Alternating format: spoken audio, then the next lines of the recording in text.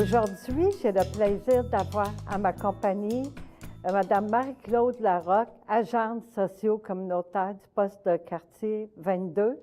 Bienvenue, Marie-Claude. Bonjour Louis, ça va bien? Ça va bien, vous aussi? Ben, toi aussi, on peut se dire-tu? Ben oui. Oui, parfait. Merci. On va parler de ton parcours de vie. Est-ce que tu es native de Montréal? Non, moi, je suis pas native de Montréal, je suis native de Laval. Mes parents sont natifs de Montréal, mais je suis née à Laval. Donc. À Laval, ouais. D'accord. Est-ce que c'est une grosse famille? Non, on est une petite famille. Mes parents, et ensuite, j'ai une sœur qui a 18 mois plus jeune que moi. OK. Fait que vous n'êtes pas beaucoup dans la famille. Petite famille. Oui, une petite famille. Le parcours scolaire, on va parler un peu du parcours scolaire. Ça s'est fait à Laval ou? Oui, c'est très simplement. Hein, mon parcours scolaire, j'ai fait mon primaire, mon secondaire à Laval. Ensuite, j'ai fait le choix de devenir policière. Donc, essentiellement, il y a 3 cégeps à Montréal qui donnent le cours de technique policière. Il y a John Abbott, il y a Maisonneuve et Huntsic. OK. Circonstance des choses, je suis partie au collège Huntsic, donc j'ai fait mon collège à Huntsic. C'est une technique policière de 3 ans. OK. Ensuite, qui demande d'aller à l'Institut de police à Nicolette durant 13 semaines, tout près de Trois-Rivières. Donc, j'ai terminé mon parcours de cégep à l'Institut de police à Nicolette pendant 13 semaines. OK. Dans votre famille, qu'est-ce qui vous a donné le goût de vous lancer dans le métier de policière? Oui. Bien, essentiellement, je pense que c'est le mode de vie que mes parents m'ont, de la manière qu'ils m'ont élevée. Mes parents m'ont élevée avec l'ouverture aux gens. Ce sont des gens très sociables qui donnent beaucoup de leur temps. OK. Donc, et dans ma jeunesse, oui, j'habitais Laval, mais j'ai été élevée essentiellement plus dans les Laurentides. Mes fins de semaine, on partait dans les Laurentides. Mes vacances de Noël, les vacances d'été, j'étais dans les Laurentides. Oui. Donc, la nature, les grands espaces, donc, et le côté sociable que mes parents m'ont inculqué d'aider les gens. Donc, on était dans les Laurentides. Donc, quand j'étais jeune, très tôt, je me dis, bon, mais qu'est-ce que je peux faire? J'avais le désir de travailler à l'extérieur. Je voulais pas faire du bureau de 9 à 5. Donc, c'était plus à la base, c'est ça. Et d'aider les gens, de travailler avec les gens dans un milieu non routinier. Donc, bien, tranquillement, on choisit jeune, hein, au secondaire, le métier d'être policier. Donc, je savais déjà que je voulais travailler à l'extérieur, dans un métier non routinier, que je voulais aider les gens, que je voulais donner de mon temps. Donc, je pense que ça cadrait avec mes habiletés aussi d'être policière. Beaucoup de mes habiletés, c'est des...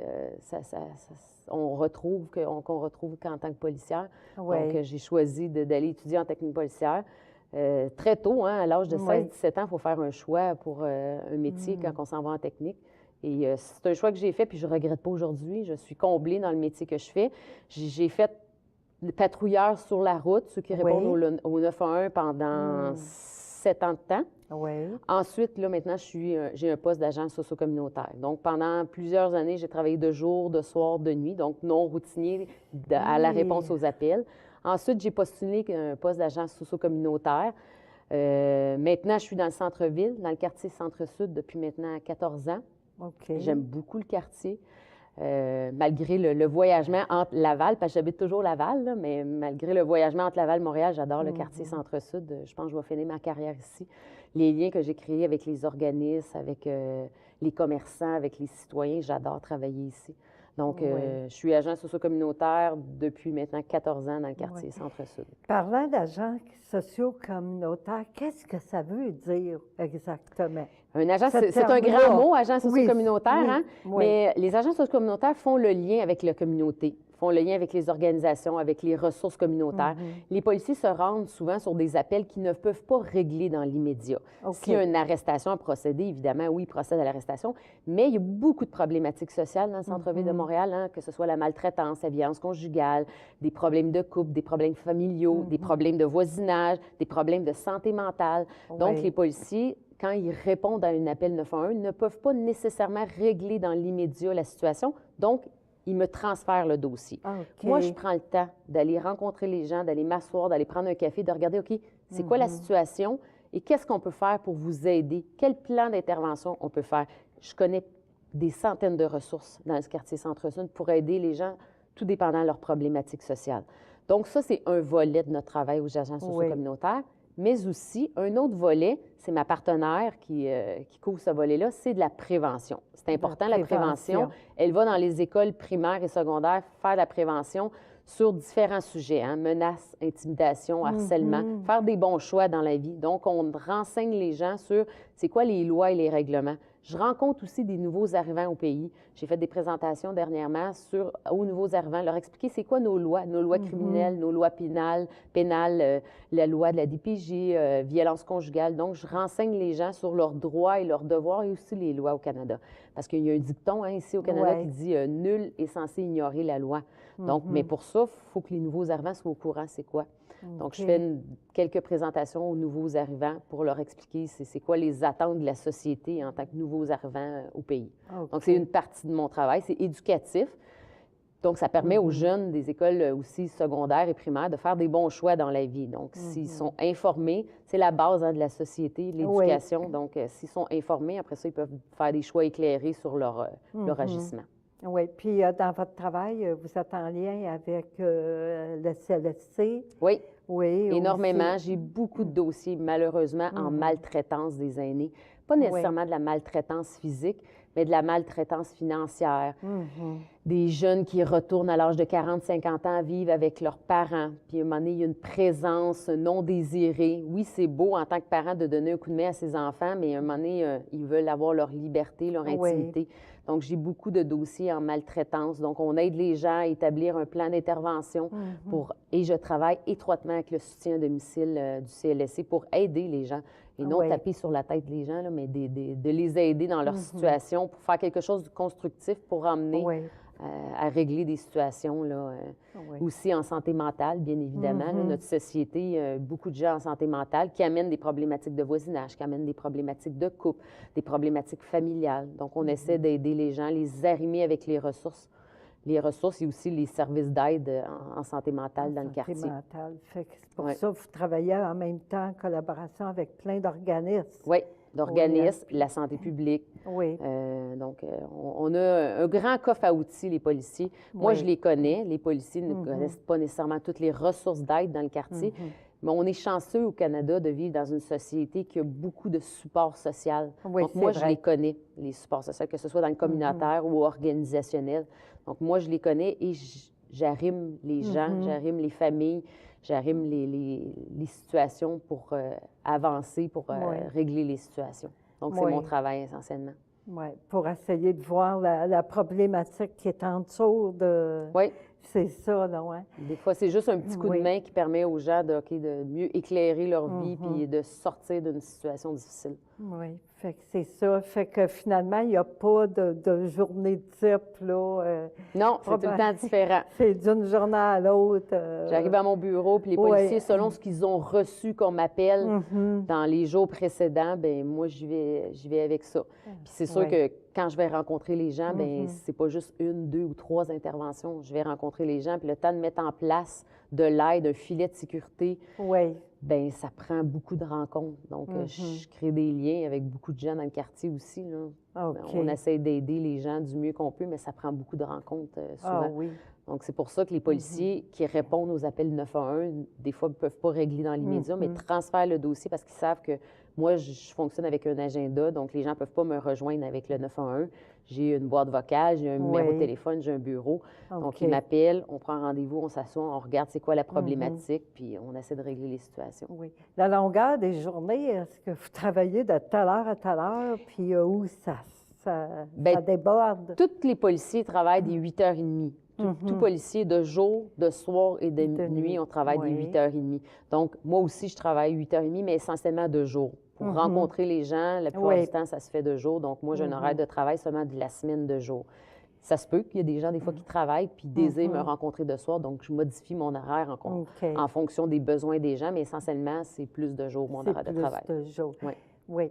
Puis, j'avais entendu parler que vous avez fait un séjour en Haïti d'1 an. Oui, un séjour d'1 an. Ça, ce séjour-là? Bien, c'est un séjour que j'ai fait en 2012-2013. Ah oui? Les Nations unies ont une mission en Haïti qui s'appelle la MINUSTA. La MINUSTAH, la MINUSTAH, c'est le nom de la mission en Haïti. Ah bon. Donc, les Nations unies envoient des policiers de différents pays à travers le monde. Donc, moi, je me suis présentée en Haïti comme policière représentant le Canada, mais j'ai travaillé aussi avec des policiers de différents pays. On peut parler de la Norvège, de l'Espagne, de la Colombie, de la Côte d'Ivoire. Donc, les policiers de différents pays se rendent en Haïti pour collaborer et aider les policiers locaux d'Haïti. Donc, on est là pour les supporter, les aider dans leur travail. Essentiellement, c'est de travailler, de mentorer. On appelle ça du mentoring avec les policiers locaux d'Haïti. Donc, j'ai passé 1 an là-bas à travailler. Moi, je travaillais spécifiquement aux enquêtes agressions sexuelles et violences sur le genre, donc violences faites envers les femmes et les enfants.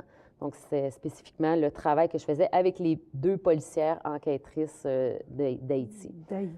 OK. C'est une très belle expérience, là, parce que de travailler aussi avec d'autres pays, on voit les autres façons d'ouvrir à des cultures différentes. Donc, c'était super intéressant, c'était une mission incroyable. Oui, ce mentorat-là, est-ce que ça continue actuellement encore, qu'il y a des policiers qui se rendent sur place? Oui. Oui, la mission en Haïti, elle a débuté dans les années 90 et c'est encore présent. C'est un pays qui a beaucoup de difficultés sociales, économiques, donc ça apporte une stabilité au pays d'emmener des policiers de l'extérieur. Il y a beaucoup d'organismes aussi qui aident Haïti dans différentes problématiques, mais la mission en Haïti est toujours présente. OK. Ah, bien, mon Dieu. Fait que c'est toute une expérience, ça? Très belle expérience de travailler avec d'autres gens, d'autres cultures différentes. Ça nous ouvre aussi à des différentes cultures, différentes sociales. Et on apprécie aussi quand on revient au pays. On s'aperçoit qu'on est chanceux, le Canada. On a beaucoup de support social face à différentes problématiques. Donc, on apprécie aussi notre retour au pays. On sait mieux apprécier le support que le Canada nous offre dans nos différentes problématiques. Oui, tout ce qu'on a, comparé là-bas, parce que là-bas, ils ont besoin de tout. Là, ils ont besoin de tout. Ils ont besoin de tout, oui. C'est un pays très défavorisé, donc à tous les niveaux, ils ont besoin d'aide. Donc, ça a apporté une certaine stabilité d'être présent en Haïti. Donc, c'est une mission qui va se continuer. Je ne sais pas encore combien d'années, mais je pense que ça apporte une stabilité d'être présent. C'est toute une expérience, d'avoir vécu ça 1 an là, en Haïti, on s'est fait de bons amis. Je me suis fait des bons amis à travers le monde, mais aussi des amis haïtiens en Haïti. Très bonne personne. Avez-vous de retourner à un moment donné je souhaite bien. Les gens que vous avez rencontrés là-bas? Je souhaite bien. Je suis toujours en lien avec les réseaux sociaux maintenant. Je suis toujours en lien avec différents policiers que j'ai connus de pays, de Thaïlande, de Colombie, de la Norvège, de l'Espagne. Donc, c'est intéressant aussi. Là. On est toujours en lien avec d'autres pays. Mais je me demandais, là, le temps que vous étiez là-bas, avec la langue, là, parce que vu qu'il y a des policiers de d'autres pays, comment vous avez fait pour vous comprendre? Bien, essentiellement, la mission là-bas, elle est francophone. Les Haïtiens parlent le créole, mais les Haïtiens qui vont à l'école, ils apprennent la langue française. Donc, avec les enquêteurs, on peut parler, les policiers ou les enquêteurs, on peut parler français. C'est sûr qu'avec la population qui parle que créole, on avait besoin des traducteurs, mais sinon, les policiers pouvaient nous faire la traduction. Avec les autres pays, il y en a beaucoup qui choisissent des policiers qui parlent français. Quand même, pour interagir avec les policiers ou avec la population, c'est important de parler français. Donc, des policiers, les autres pays ont une sensibilité, que ce soit l'Espagne ou la Norvège, avaient une sensibilité d'envoyer des policiers qui ont comme langue secondaire le français. Sinon, avec l'anglais, c'est sûr qu'on se débrouille partout à travers le monde. J'ai servi de traductrice anglophone. Je ne suis pas parfaitement bilingue, là, mais j'ai servi, parce que les Américains, il y avait des Américains qui ne parlaient qu'unilingue anglophone, donc j'ai servi de traductrice en même temps. En même temps, oui. J'ai multiples chapeaux en Haïti. Oui, ça peut arriver. Oui. Puis pour revenir à notre quartier Centre-Sud, pour vous, pour Marie-Claude, qu'est-ce que c'est les enjeux du quartier, là, ici, là? Parce que ça fait 13-14 ans? 14 ans, je suis dans le quartier. Ici, dans le quartier, Bien, les enjeux du quartier, on a une diversité de clientèle ici dans le quartier. On est chanceux aussi, mais ça met des enjeux aussi, que ce soit des gens en situation d'itinérance, toxicomanie, de la maltraitance. On a beaucoup de tours d'habitation d'aînés. Donc, moi, ça me crée beaucoup de travail. cohabitation de voisinage aussi. On a eu beaucoup de milieux de vie, que ce soit des coops, des HLM. Donc, le vivre ensemble dans ces unités d'habitation-là n'est pas toujours facile. Donc, c'est des enjeux, ça aussi, hein, de cohabitation de voisinage. Donc, et aussi, bon, il y a des commerçants, il y a une population aussi transitoire dans le centre-ville, des gens qui viennent travailler. On a les stations de télévision aussi. Donc, on a une grande, mais une belle diversité de clientèle dans le centre-sud. Donc, c'est l'équilibre entre toute la cohabitation de ces gens-là. C'est ça notre plus grand enjeu aux policiers, l'équilibre. On travaille sur les comportements répréhensibles des gens, mais aussi sur l'équilibre que tous ces gens-là puissent bien s'entendre et cohabiter ensemble. Ensemble, parce que là... le vivre ensemble. Oui, puis c'est grand, là, quand même, le centre-sud, tout ça, c'est quasiment le centre-ville, là, on est quand même... Bien, moi, je suis au poste de quartier 22. Mon quartier, mon quadrilatère de travail, il est de Amherst jusqu'à la traque de train. Sherbrooke, qui est un petit peu plus loin que les tours là, de l'Espérance environ. Oui, OK. Donc, ensuite, au nord, c'est la rue Sherbrooke et au sud, évidemment, le fleuve. Donc, c'est un beau quadrilatère très diversifié. Là. On a du résidentiel, on a de tout un peu. Oui. Donc, je suis très présente au Tour Frontenac aussi. Parce qu'il se passe des choses aussi des fois au Tour Frontenac. Je collabore beaucoup avec les tours sur différents volets. Donc, c'est très diversifié, mais c'est la richesse du centre-sud aussi. On est chanceux. C'est très, très, très varié. Hein? Oui. Il y a de tout aussi. Il y a l'itinérance aussi. Hein? Oui. Puis, très présent. c'est ça, il y a beaucoup de commerce aussi dans le centre-ville, les bars, les restaurants. La rue Sainte-Catherine. La rue Sainte-Catherine, plus à l'ouest, qui est fermée quasiment 6 mois. La rue Sainte-Catherine ferme aux automobilistes du mois d'avril jusqu'au... Cette année, elle a réouvert le 15 octobre. Donc, c'est quasiment 6 mois. Les enjeux de circulation, parce qu'on a le pont Jacques-Cartier pour la fluidité. Donc, c'est des enjeux importants dans le centre-sud. Donc, la rue, elle est ouverte qu'aux piétons durant l'été. Donc, il y a les commerçants aussi, la clientèle itinérante. La clientèle itinérante est dans le centre-ville parce que les organismes communautaires pour leur venir en aide est dans le centre-ville. Donc, c'est tout cet équilibre-là entre ces gens-là qu'il faut travailler. Oui. Puis ça demande de votre part une connaissance de tous les organismes pour justement venir en aide. Oui, parce qu'on fait beaucoup de référencement. On fait beaucoup de référencement. Ça. Je ne peux pas tous les connaître. Mais encore après 14 ans de carrière, j'apprends à en connaître à tous les jours aussi, là, à toutes les semaines. Mais on a beaucoup d'aide dans le centre-ville pour venir en aide à cette clientèle-là. Donc, on fait du référencement. Quelqu'un qui veut se sortir du milieu de la rue, il y en a de l'aide dans le centre-ville pour aider. Il y a des ressources. Il y a des ressources. Il y a beaucoup de ressources. Oui. Puis, dans la vie, vous, de tous les jours, Marie-Claude, c'est quoi vos goûts, vos passions, vos intérêts? Qu'est-ce que vos loisirs? Mes intérêts, c'est totalement autre chose. Moi, comme je vous ai expliqué tantôt, j'aime me retrouver à la campagne les fins de semaine. Oui. Donc, parallèlement à ça, oui, j'ai un chalet dans les Laurentides. Mon activité préférée, c'est le bricolage, la rénovation. Ah oui, la rénovation. Oui, OK. c'est mon activité préférée. Donc, je me retrouve là-dedans, autant avec mon conjoint qu'avec mes parents. Donc, c'est mon activité préférée. Puis, je suis impliquée aussi encore à mon chalet dans une organisme, l'Association des propriétaires du lac où j'habite. Ah bon, donc, je suis impliquée bénévole. Je fais du bénévolat aussi là, dans mes journées de congé auprès de cette association-là. Oui. Donc, c'est le temps que je donne aussi, là, que mes parents m'ont inculqué dans ma jeunesse. Oui. Donc, essentiellement, c'est mes passe-temps. Oui, je vais au gym comme tout le monde, je fais mes petites activités, mais mon passe-temps préféré, c'est la rénovation. La rénovation. Fait comme ça, vous avez des aptitudes en rénovation. Là. Oui, comme quoi, à peu près? Là, je peux faire de tout. De tout? Je vais faire de tout. Même de la menuiserie? Tout. Tout? Je pense que la seule chose que je me suis jamais essayé, c'est de faire des joints là, de J-Proc, parce que ça demande un art, une dextérité, mais sinon, j'essaie. Je pense que je tiens ça de mon père. Mon père était bon dans la construction, donc j'essaie.